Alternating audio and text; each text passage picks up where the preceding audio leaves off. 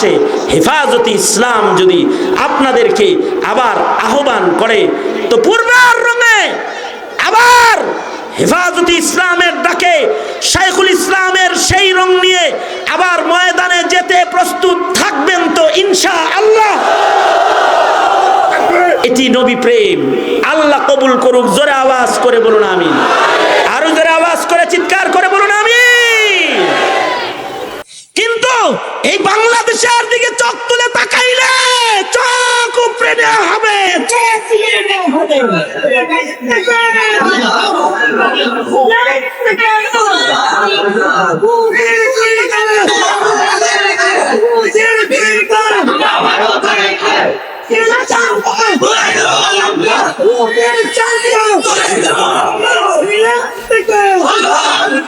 কারণ এই বাংলাদেশের সংখ্যাগরিষ্ঠ মুসলমান এখানে 90% মুসলমান বসবাস করে। 90% মুসলমানের দেশ বাংলাদেশ। সুতরাং এইখানে মুসলমানদের ইমানি চেতনাই চলবে, ইমানি চেতনাই চলবে। এইখানে ইব্রাহিমী চেতনাই চলবে। এইখানে আকাবের ওলি বুজুর্গদের চেতনাই চলবে। এইখানে মুমিনের চেতনাই চলবে। এটি মুমিনের ইমানি চেতনার বাংলাদেশ। এটি মুমিনের ইমানি চেতনার বাংলাদেশ।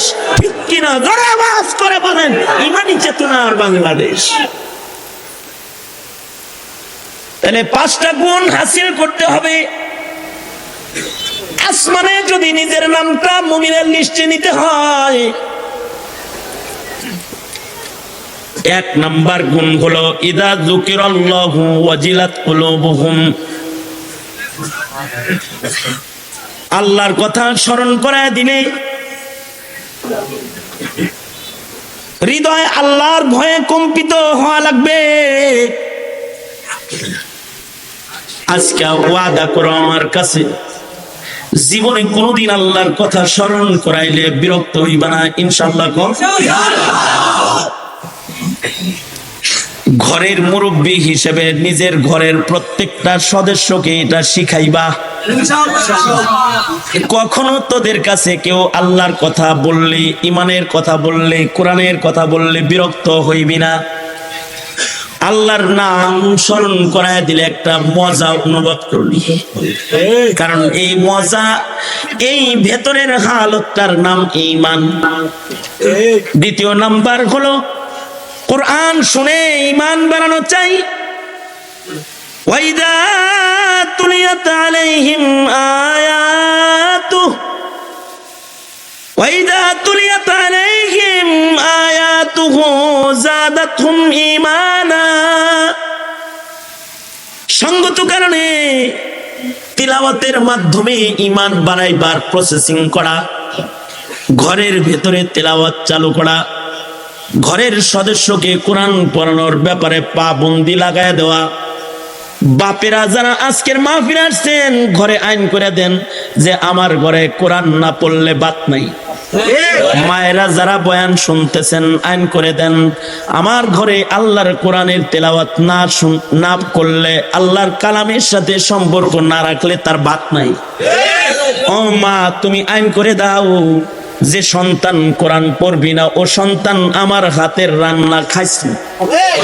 এই বাপ, তুমি আইন করে দাও যে সন্তান কোরআন পড়বি না, কোরআনের সাথে সম্পর্ক রাখবি না, কোরআন দিয়া তার ঈমান ঝালাই করবি না, এমন সন্তান আমি বাপের ঘরে খানা খাবি না। আমার ঘরে তোর জায়গা নাই। আল্লাহর কোরআনের সাথে সম্পর্কের মাধ্যমে ঈমান বাড়ানো চাই। আর প্রতিটা মুমিন নিজেরা তাওয়াক্কুল একমাত্র আল্লাহর উপরে শক্তিশালী করা চাই। আল্লাহর উপরে যাদের তাওয়াক্কুল কামেল হয়, আল্লাহর মদদ তাদের প্রতি হয়। সুতরাং তাওয়াক্কুল কামেল রাখবো আল্লাহর উপরে। 3 নাম্বার। 4 নাম্বার, আল্লাযীনা ইউকিমুনাস সালাহ। যারা নামাজ পড়ে না, আসমানে তারা মুমিন না। ঠিক ঠিক যে সুন্দর করে বলছো ঠিক এখন এটা আমি আবার বলি, যারা নামাজ পড়ে না তারা আসমানে মুমিন না। আওয়াজ করে বলেন ঠিক না ঠিক জোরে বলেন। যারা নামাজ পড়ে না তারা আসমানে কিনা? আসমানে মুমিন তারা নামাজ পড়ে, জোরে বলেন। আসমানে মুমিন তারা নামাজ পড়ে, যারা নামাজ পড়ে না তারা কিনা আসমানে। আল্লাহর রাসূল বলেন, তোমরা যদি কোনো মুমিনকে দেখো ওরা নামাজে যায়, মসজিদে যায়, তোমরা তাদের ব্যাপারে ঈমানের সাক্ষী দাও।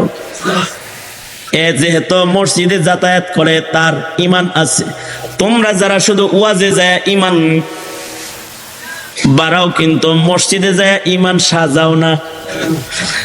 ওয়াজে যাও কি লেগে কয় ঈমান বাড়ে, ওয়াজ শুনলে ভাল লাগে, আল্লাহর প্রেম বাড়ে, কিন্তু মসজিদে যাওয়ার আদত এখনো করো নাই। অর্ধেক ঈমান হয়েছে, পুরা এখনো হয় নাই। মসজিদে 5 বেলা যাতায়াতের মাধ্যমে ঈমানের দলিল পেশ করতে হবে। আল্লাযীনা ইউকিমুনাস সালাহ, ওয়াক্ত মতো 5 বেলা নামাজ যারা পড়ে তাদের নাম আল্লাহর খাতায় ঈমানের লিস্টে আছে। যারা ওয়াক্ত মতো নামাজ পড়ে না তারা আসমানে আল্লাহর খাতায় মুমিন হিসেবে ওঠে নাই। সঙ্গত কারণে আজকের এটা 4 নাম্বার ওয়াদা হবে, সেটা হলো 5 ওয়াক্ত নামাজ আদায় করব, আর কখনো নামাজ কাজা করব না। ওয়াদা করো, হ্যাঁ ওয়াদা কর। দোনাত্তল রাগাইছো, আগে নামাইছো। হ্যাঁ সোজা আঙুল এমনি খুলেন, এরকম। আর নামাজ কাজা করব না ইনশাআল্লাহ, ইনশাআল্লাহ। সোজা করেন, বলেন ইয়া আল্লাহ, ইয়া আল্লাহ। আরো জোরে চিল্লা এখন, ইয়া আল্লাহ ওয়াদা করিতেছি আর নামাজ কাজা করব না। ইয়া আল্লাহ তৌফিক দান করো। 5 ওয়াক্ত পড়বি তো? হ্যাঁ যুবকরা অনেকে মনে মনে করতেছে হুজুর আপনার সামনে বসছি তো তাই কইতেছি আর কি, এরকম না তো? হ্যাঁ আল্লাহ 5 ওয়াক্ত নামাজ পড়বা।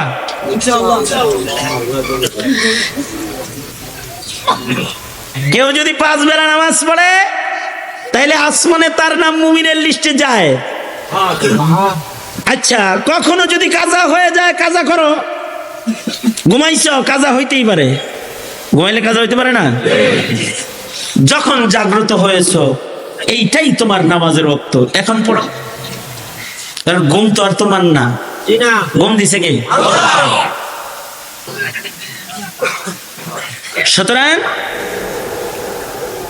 কে আছে এমনি নামাজ পড়ে, একবার 1 ওয়াক্ত কাজা হইলে আর পড়ে না, কয় দূর গত ওক্তে পড়ি নেই, থাক আর না বললাম। আবার কাজার সিলসিলা চালু হয়। আচ্ছা কাজা হতেই পারে, তাই বলে কি নামাজ ছাইরা দিবা? পরের ওক্তে কাজা করো, আবার ধরো ইনশাআল্লাহ বলো। এটা কয় নাম্বার গুণ? 5 নাম্বার গুণ হলো আল্লাহর রাহে খরচ করা,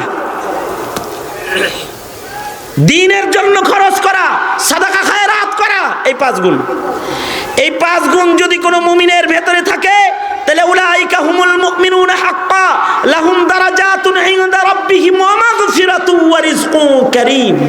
আল্লাহ তাআলা তাদেরকে সম্মানিত রিজিক দান করবে, এই যাত্রে কখনো দুর্ভিক্ষে স্পর্শ করবে না। করোনার ভয়ে আসো না, দুর্ভিক্ষ শুরু হয়ে গেছে। ইবাদত ধরো, দুর্ভিক্ষ দূর করবে কে? রিজকে কারীম দিবে কে? ওয়াদা কার? আইয়ুবী সাহেব কইছে? কে কইছে? আমি বলছি? কে বলছে?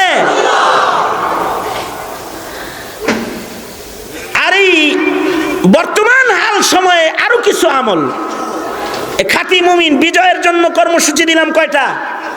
5টা। আর সময়ের প্রেক্ষিতে কিছু আমল। 1 নম্বর আমল, সময়ের প্রেক্ষিতে বেশি বেশি দরুদ শরীফ পড়া। কারণ ফ্রান্স নবী পাকের ইজ্জতে আক্রমণ করে নবীজির কলজাটা ভাঙ্গে তছনছ করে দিছে। তুমি আমি নবীকে খুশি করার জন্য প্রতিদিন দরুদ শরীফের আমল করতে হবে। প্রত্যেকদিন কমপক্ষে 200 বার দরুদ পড়বা। কয়শো বার? 1 ঘন্টা যদি ফেসবুক চালাইতে পারো, 6 মিনিট দরুদ পড়তে পারবে না? 5 মিনিট 7 মিনিট দরুদ শরীফ পড়তে পারবে না?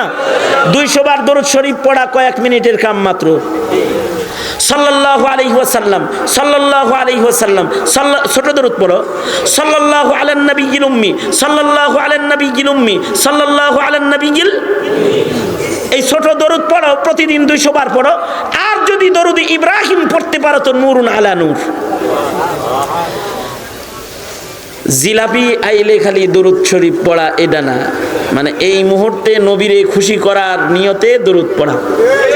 এই আমলটা কারা কারা করবা? প্রতিদিন 200 বার দরুদ শরীফ মিনিমাম, ইনশাআল্লাহ।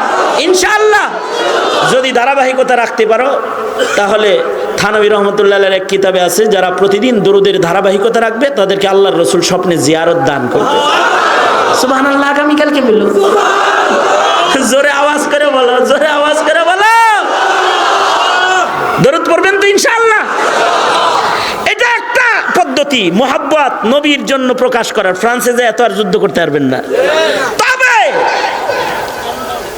ফ্রান্সীয় পণ্য বাংলাদেশের মার্কেট থেকে আউট করার জন্য, দূতাবাস ক্লোজ দেওয়ার জন্য এবং বাংলাদেশ থেকে জোরালো প্রস্তাব সংসদ থেকে সাংসদদের ভোটের মাধ্যমে ফ্রান্সকে জানানোর দাবিতে যদি বাংলাদেশে নবী প্রেমের কোনো ডাক আবার আসে, হেফাজতে ইসলাম যদি আপনাদেরকে আবার আহ্বান করে, তো পূর্বের রঙে আবার হেফাজতে ইসলামের ডাকে শাইখুল ইসলামের সেই রং নিয়ে আবার ময়দানে যেতে প্রস্তুত থাকবেন তো ইনশাআল্লাহ। এটি নবী প্রেম। আল্লাহ কবুল করুক। জোরে আওয়াজ করে বলুন আমিন।